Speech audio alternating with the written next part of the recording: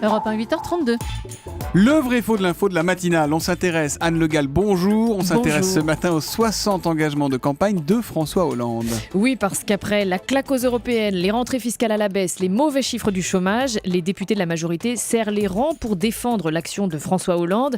Écoutez par exemple Eduardo Rayon-Sipel, député PS de Seine-et-Marne. C'était hier sur iTélé.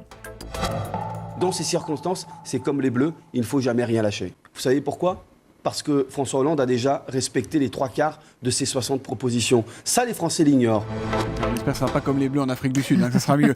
Quand Eduardo Rayon-Sipel affirme que François Hollande a déjà respecté les 3/4 de ses propositions, Anne, il dit vrai ou il dit faux ?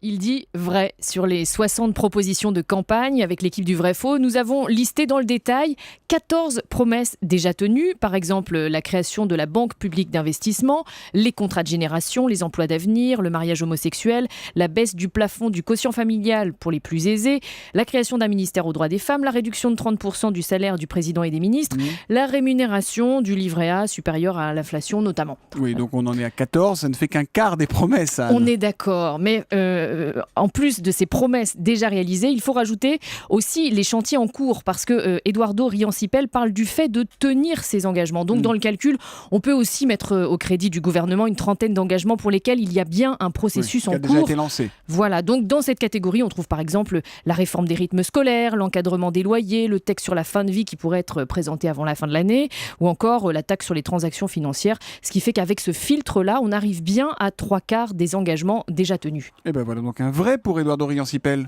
C'est un vrai, mais on notera au passage que le président n'a pas fait le plus dur, parce que dans le quart des engagements restants, on trouve beaucoup de dossiers lourds. Par exemple, le déficit à 3% du PIB, le retour à l'équilibre budgétaire en fin de mandat, mais aussi des chantiers de rénovation urbaine, l'aide aux élèves en difficulté, la création d'une Europe de l'énergie ou la réforme de la fiscalité locale.